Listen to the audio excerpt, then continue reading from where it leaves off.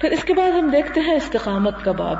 استقامت کا مطلب کہ کسی چیز کا اس طرح گڑ جانا، اس طرح اس کا پیوست ہو جانا کہ ہلائے سے نہ ہلے. جیسے بڑے بڑے درخت اگر آپ دیکھیں جن کی جڑیں زمین میں اتری ہوئی ہوں کہ بڑی طوفان اور آندھیاں اور بڑے بڑے جھکڑ چلیں لیکن وہ اپنی جگہ پر سیدھے کے سیدھے کھڑے رہتے ہیں. تو دین پر استقامت جو ہے اور دین کے کام پر استقامت اور اللہ کی اطاعت پر استقامت، یہ بھی انتہائی ضروری چیز ہے اور جسے بہت بڑی خوبی شمار کیا گیا ہے. اس باب میں ہم دیکھتے ہیں کہ پہلے کچھ آیات ہیں. قال اللہ تعالی فاستقم کما امرت. اللہ تعالیٰ حضور صلی اللہ علیہ وسلم سے فرماتے ہیں، سورۃ ہود کی آیت ہے، فاستقم، آپ استقامت اختیار کیجئے، کما امرتا، جیسا کہ آپ کو حکم دیا گیا ہے. کیونکہ نبی صلی اللہ علیہ وسلم نے جب اسلام کی تبلیغ کا کام شروع کیا تو طرح طرح کی مشکلات آپ پر آئیں، اور اس وقت کسی بھی وقت یہ پاسبلٹی ہو سکتی تھی اگر اللہ تعالیٰ کی طرف سے وہ ہمت افزائی نہ ہوتی کہ آپ اور آپ کے ساتھی سرنڈر کر دیتے.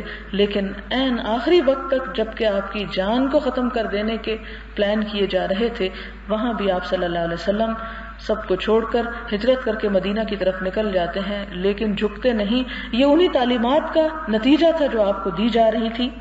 ایک اور آیت میں سورۃ فصلت یعنی حامیم سجدہ کی آیت ہے، ان الذین قالوا ربنا اللہ، یقیناً وہ لوگ جنہوں نے کہا کہ اللہ ہمارا رب ہے، ثم استقاموا، پھر مستقیم ہو گئے، جم گئے، ڈٹ گئے. تتنزل علیہم الملائکہ، ان پر فرشتے نازل ہوتے ہیں. یہ فرشتے انسانوں پہ بھی نازل ہوتے ہیں. نبیوں کا تو سنا تھا کہ انبیاء پہ نازل ہوتے ہیں، اور جبریل علیہ السلام کا خاص طور پر کہ وہ وحی لے کر آتے ہیں. ہاں، عام انسانوں کے ساتھ ان کی حفاظت کے لیے اور ان کے دل کی تسکین اور صبر اور ان کے اندر ہمت افزائی کے لیے اللہ تعالیٰ فرشتوں کو بھیجتے ہیں، اور جو ان کے اندر ایسا اطمینان اور سکون نازل کرتے ہیں کہ جس سے انسان بظاہر مادی طور پر دیکھ نہیں سکتا، اسے نظر نہیں آتے، لیکن فیل کر سکتا ہے. تتنزل علیہم الملائکہ، فرشتے ان پر اترتے ہیں. اللہ تخافوا ولا تحزنوا، اور کیا کہتے ہیں؟ خوف نہ کرو اور غم نہ کرو. وابشروا بالجنۃ، اور جنت کی خوشخبری حاصل کرو. التی کنتم توعدون، جس کا تم وعدہ کیے جاتے ہو. نحن اولیاؤکم فی الحیات الدنیا وفی الآخرہ، ہم ہیں تمہارے دوست دنیا کی زندگی میں اور آخرت میں بھی. وَلَكُمْ فِيهَا مَا تَشْتَهِي أَنفُسُكُمْ، اور تمہارے لیے اس جنت میں وہ ہے جس کے تمہارے دل خواہش کرتے ہیں. وَلَكُمْ فِيهَا مَا تَدَّعُونَ، اور اس میں تمہیں وہ ملے گا جو تم طلب کرو گے، جو تم پکارو گے. نُزُلًا مِّن غَفُورٍ رَحِيمٍ، یہ غفور رحیم رب کی طرف سے مہمان نوازی ہوگی. اب جس کا میزبان اللہ سبحانہ وتعالی ہو اور جس کا مہمان ایسا انسان ہو کہ جو دین کی راہ پر استقامت اختیار کرے، اس کی خوش قسمتی کا کیا ٹھکانہ. اور اس کا معنی کیا ہے کہ یہاں پر جس چیز کا بتایا جا رہا ہے کہ اللہ ہی ہمارا رب ہے. رب کا مطلب کیا ہے؟ پالنے والا، مالک، خالق، اور ہمارا آقا اور فرما روا، ہمارا سب کچھ، ہمارا والی، ہمارا سسٹینر اور ہماری کیئر کرنے والا. یعنی رب کے معنی میں بہت وسعت ہے. ہم عموماً رب، مولا یا پروردگار کے معنوں میں کر دیتے ہیں اس کا اردو میں ترجمہ، جو کہ بہت ناکافی ہے. تو اس میں آپ دیکھیں کہ دو طرح کے فائدے ہیں اس استقامت کے. اور استقامت کی ضرورت کس وقت پیش آتی ہے؟ جب انسان کے سامنے کچھ مشکل حالات ہوتے ہیں، جب انسان کو کسی تکلیف دہ دور سے گزرنا پڑتا ہے. اس وقت اگر انسان اس جگہ پر جم جائے اور قدم نہ اٹھائے تو اس پر اللہ تعالیٰ اپنے فرشتے بھیجتے ہیں اور ساتھ ہی پھر آخرت میں بھی انعامات کا وعدہ کرتے ہیں. ایک اور جگہ پر اللہ تعالیٰ فرماتے ہیں، ان الذین قالوا ربنا اللہ ثم استقاموا فلا خوف علیہم ولا هم يحزنون، بے شک وہ لوگ جنہوں نے کہا کہ اللہ ہی ہمارا رب ہے، پھر اس پر ڈٹ گئے، جم گئے، فلا خوف علیہم، تو انہیں کسی قسم کا کوئی خوف نہیں، نہ دنیا میں اور نہ آخرت میں. ولا هم يحزنون، اور نہ وہ غمگین ہوں گے. دیکھیں کہ خوف اور غم دو مختلف کیفیات ہوتی ہیں انسان کی. خوف مستقبل کا ہوتا ہے، کھاؤں گا کہاں، رہوں گا کہاں، کیا کروں گا، کیسے یہ کام ہوگا، یعنی کسی بھی چیز کے بارے میں مستقبل کی پریشانی، اسے خوف کہا جاتا ہے. اور غم کہتے ہیں ماضی کا، کہ ماضی میں کوئی حادثہ ہو چکا ہو جس کے اثرات دل سے نہ جاتے ہوں.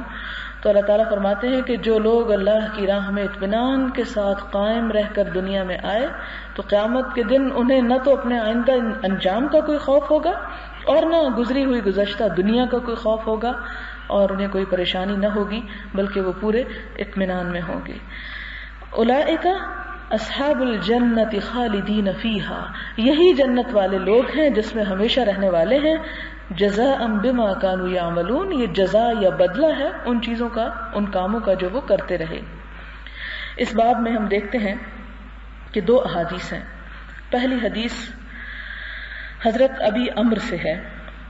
وقیل ابی عمرہ، ان کے 2 نام لیے جاتے ہیں، ابی عمرو بھی کہا گیا اور ابی عمرہ بھی. اب آپ کہیں گے کہ یہ کون سی حدیث سچی اور کون سی جھوٹی ہے، اور کون سا صحیح ہے اور کون سا غلط ہے، اور اگر نام میں اختلاف ہے تو پھر آگے حدیث میں بھی پتہ نہیں اختلاف ہوگا.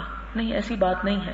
اگر کسی نے ابی عمرو روایت کیا تو بھی درست ہے اور عمرہ کیا تو بھی درست ہے. جیسے کہ نارملی ہم دیکھتے ہیں کہ جب کسی کا ہم نام بلاتے ہیں تو بعض اوقات ہم اس کو اونچا نیچا کر دیتے ہیں، یعنی یا اس کے ساتھ یہ بڑھا دیتے ہیں یا اس کے ساتھ الف بڑھا دیتے ہیں، اور وہ پیار یا محبت سے ایسا ہوتا ہے.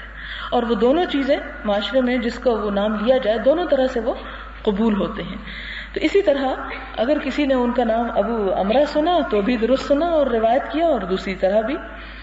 سفیان ابن عبداللہ رضی اللہ عنہ سے روایت ہے، قلت یا رسول اللہ قل لی فی الاسلام قولا لا اسأل عنہ احدا غیرک قال قل آمنت باللہ ثم استقم. رواہ مسلم. مسلم کی اس حدیث کا معنی یہ ہے کہ ایک شخص ابو عمرہ سفیان بن عبداللہ حضور صلی اللہ علیہ وسلم کی خدمت میں حاضر ہوتے ہیں اور عرض کرتے ہیں کہ اللہ کے رسول صلی اللہ علیہ وسلم، مجھے آپ اسلام کی کوئی ایسی بات بتائیں کہ جس کے بعد مجھے آپ کے علاوہ کسی سے پوچھنا نہ پڑے، یعنی کوئی بہت ہی اہم اور مرکزی نقطہ بتائیں اسلام کا، بہت اہم کام بتائیں. تو اس کے جواب میں آپ صلی اللہ علیہ وسلم فرماتے ہیں، قل آمنت باللہ، کہو میں اللہ پر ایمان لایا، ثم استقم، پھر جم جاؤ، پھر اس رستے سے ہٹنا نہیں جس کو تم نے اللہ کا دین سمجھ کر قبول کیا، اللہ کا حکم سمجھ کر قبول کیا، اللہ کی محبت میں قبول کیا. تو پھر دنیا ادھر سے ادھر ہو جائے تم سب کچھ چھوڑ سکتے ہو مگر اس رستے کو نہیں چھوڑ سکتے. یہ ہے اسلام کا سب سے بنیادی مضمون اور بنیادی روح. اس لیے کہ اگر انسان ایک دن ایک کام کرتا ہے اور دوسرے دن چھوڑ دیتا ہے اور تیسرے دن پھر کر لیتا ہے اور پھر اسے چھوڑ دیتا ہے تو یہ چیز دوسروں کے لیے بھی مذاق بن جاتی ہے اور دوسروں کی ہمت توڑنے کا سبب بنتی ہے. کس طرح ہمت توڑنے کا سبب؟ جیسے منافقین کہتے تھے، یہود کہتے تھے کہ چلو صبح ایمان لے آتے اور شام کو کفر کر دیں گے. اور وہ یہ چال کس لیے چل رہے تھے، یہ کھیل کیوں کھیل رہے تھے؟ اس لیے کھیل رہے تھے تاکہ دوسرے وہ لوگ جو مسلمان ہو چکے ہیں انہیں بھی بھٹکایا جا سکے، انہیں بہکایا جا سکے، انہیں دور کیا جا سکے اسلام سے. تو اس پر روکا گیا. پھر اس کے بعد ہم دیکھتے ہیں کہ اگلی حدیث ہے حضرت ابو ہریرہ سے رضی اللہ عنہ، قال قال رسول اللہ صلی اللہ علیہ وسلم قاربوا وسددوا واعلموا انه لن ينجو احد منكم بعمله. قالوا ولا انت یا رسول اللہ؟ قال ولا انا الا ان يتغمدني الله برحمة منه وفضل. رواہ مسلم. حضرت ابو ہریرہ رضی اللہ تعالی عنہ سے روایت ہے کہ رسول اللہ صلی اللہ علیہ وسلم نے ارشاد فرمایا، اعتدال اور میانہ روی کے ساتھ دین کی راہ چلو اور اس پر مضبوطی کے ساتھ جمے رہو، اور یہ سمجھ لو کہ کوئی شخص محض اپنے عمل کے ساتھ یا اپنے عمل کی وجہ سے نجات نہیں پا سکتا. صحابہ کرام رضوان اللہ علیہم نے عرض کیا کہ کیا آپ بھی ہیں اللہ کے رسول صلی اللہ علیہ وسلم؟ آپ نے فرمایا ہاں میں بھی نہیں، مگر یہ کہ اللہ مجھے اپنے فضل و رحمت کے سائے میں ڈھانپ لے. مسلم کی حدیث ہے، صحیح حدیث ہے، جس کا معنی یہ ہے کہ انسان جب دین کے رستے پر استقامت اختیار کرے تو اتنا عمل کرے جسے مستقل طور پر نبھا سکے. یہ نہیں کہ یا انسان بہت اونچا چلا جائے یا سب کچھ چھوڑ کے نیچے گر جائے اور ہر چیز ترک کر دے. ایک اور حدیث میں جو یہاں نہیں ہے، ایک اور جگہ پر آتی ہے، جس میں حضور صلی اللہ علیہ وسلم نے فرمایا کہ اللہ تعالیٰ نہیں تھکتا، تم تھک جاؤ گے، لہذا اتنا عمل کرو جو نبھا سکو، یعنی عمل میں درمیانہ روی اختیار کرو. کسی کے بارے میں یہ نہ کہا جائے کہ فلاں ایسا اور ایسا کرتا تھا اور پھر اس نے چھوڑ دیا. یہ چیز اللہ تعالیٰ کو سخت ناپسند ہے. مثال کے طور پر ایک شخص تہجد بھی شروع کر دیتا ہے اور نمازیں بھی لمبی لمبی شروع کر دیتا ہے اور بڑے بڑے وظیفے شروع کر دیتا ہے اور ڈھیروں صدقہ خیرات شروع کر دیتا ہے، اور جب تھک جاتا ہے کچھ دن کے بعد تو تہجد کیا فرض نمازیں بھی قضا کرنے لگتا ہے. ایسا شخص اللہ کے غضب کا مستحق ہوتا ہے. اسی طرح ہم دیکھتے ہیں کہ ایک شخص حضور صلی اللہ علیہ وسلم سے پوچھتا ہے کہ اللہ کے رسول صلی اللہ علیہ وسلم، ایک وہ شخص ہے جو صرف فرض ادا کرتا ہے اور ساتھ دوسرے بندوں کا بھی بڑا خیال رکھتا ہے، اور دوسرا وہ ہے کہ جو فرض کے ساتھ نفلیں بھی بہت پڑھتا ہے لیکن دوسروں کا خیال نہیں رکھتا، ان میں سے کون سا افضل ہے؟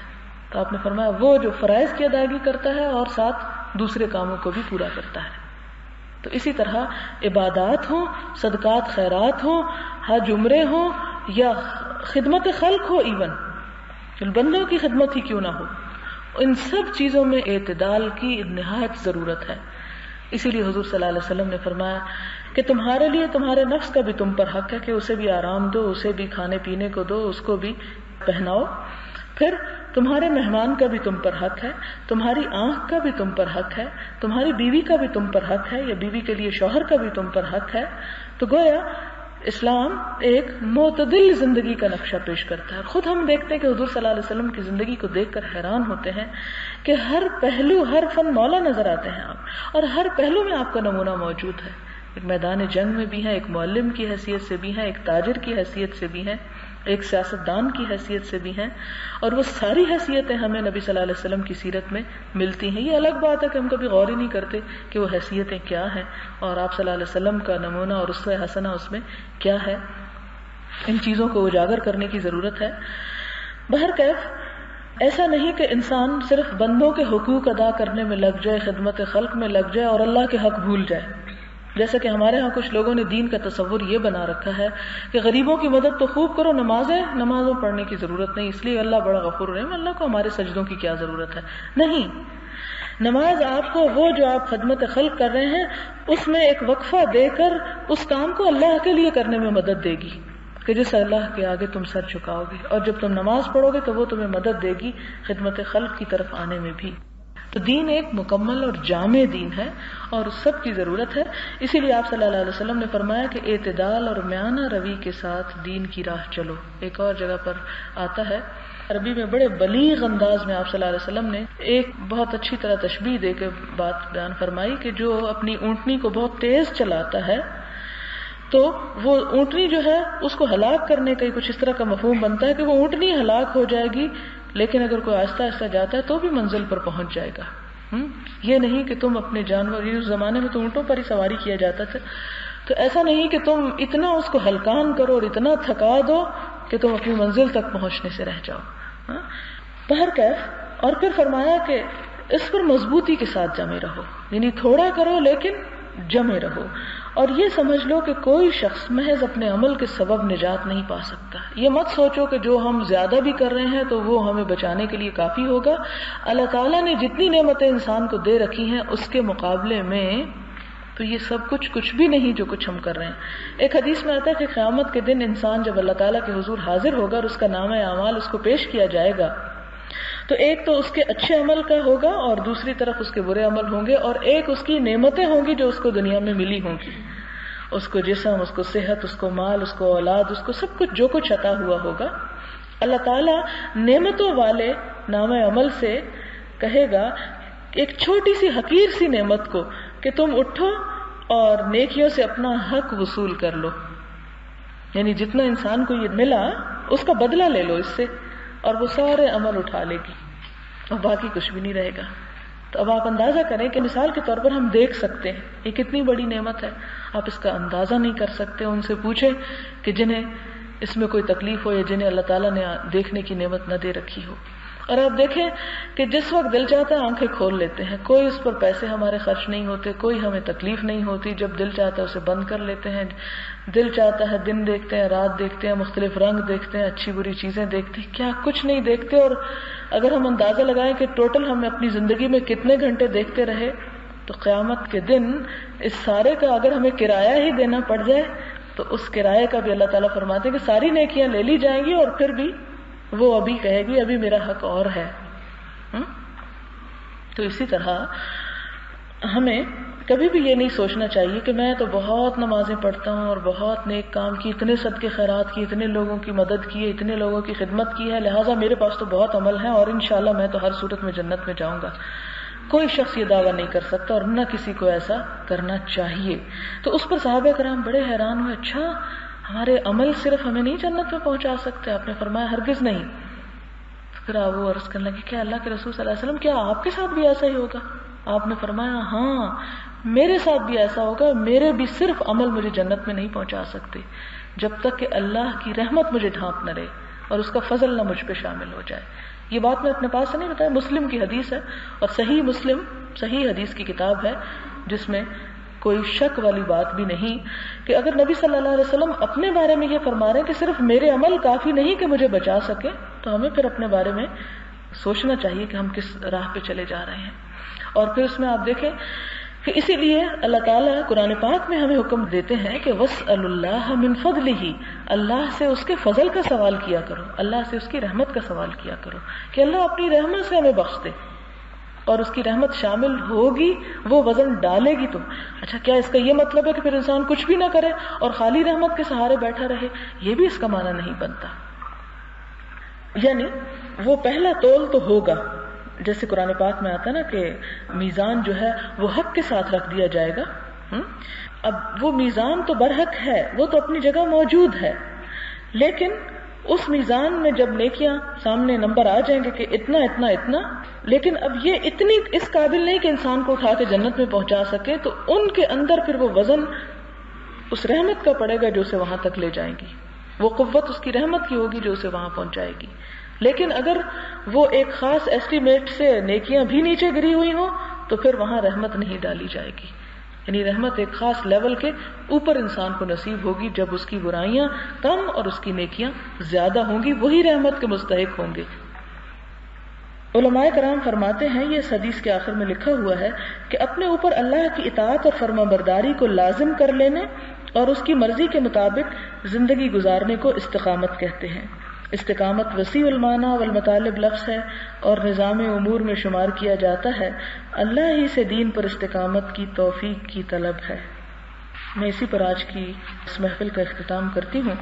انشاءاللہ نیکسٹ ٹائم ہم اللہ تعالیٰ کی عظیم مخلوق میں غور و فکر اور تدبر اور دنیا کے فنا ہونے کے بارے میں احادیث کا مطالعہ کریں گے انشاءاللہ العزیز. وآخر دعوانا الحمدللہ رب العالمین. سبحان اللہ وبحمدہ عدد خلقہ ورضا نفسہ وزنۃ عرشہ ومداد کلماتہ. سبحان اللہ العظیم.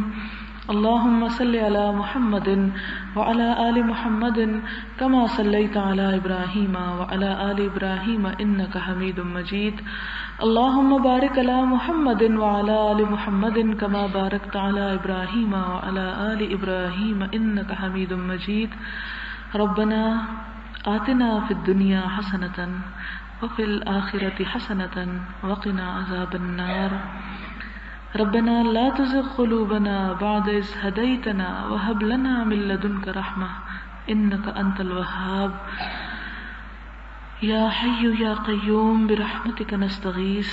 اللهم اكفنا بحلالك عن حرامك وأغننا بفضلك عمن سواك. اللهم لا مانع لما أعطيت ولا معطي لما منعت ولا ينفع ذا الجد منك الجد. یا رب العالمین، جو کچھ ہم نے پڑھا سنا ہے اگر اس میں کوئی بات غلط ہو گئی ہو تو ہمارے علم کی اصلاح کر دے، ہمیں صراط مستقیم عطا فرما اور اس کا اتباع کرنا سکھا. اللہ تو قیامت کے دن اپنی رحمت خاص سے ہم سب کو ڈھانپ لینا اور ہمارے گناہوں کو معاف کر دینا. اللہ ہمارے والدین پر اپنی رحمت فرما. یا اللہ تو ہمارے تمام دوستوں عزیزوں رشتہ داروں کو ہدایت عطا فرما، انہیں دین پر ثابت قدمی عطا فرما. اللہ ہماری اولاد کو ہماری آنکھوں کی ٹھنڈک بنا. اللہ انہیں دین و دنیا کی کامیابیاں دے. اللہ پاکستان کو اتحاد و اتفاق عطا فرما. یا اللہ امت مسلمہ کے اندر اتحاد پیدا کر دے. یا اللہ تو ہمیں وہ کام کرنے کی توفیق دے جن سے تو ہم سے راضی ہو جائے. یا اللہ تو ہمارے کاموں میں اور ہماری عمر میں برکت پیدا کر. ربنا تقبل منا انك انت السميع الدعاء وتب علينا انك انت التواب الرحيم. وصلى الله تعالى على خير خلقه محمد وعلى اله واصحابه واهل بيته اجمعين برحمتك يا ارحم الراحمين. الہی آمین. سبحانك اللهم وبحمدك نشهد ان لا اله الا انت نستغفرك ونتوب اليك. والسلام علیکم ورحمۃ اللہ وبرکاتہ.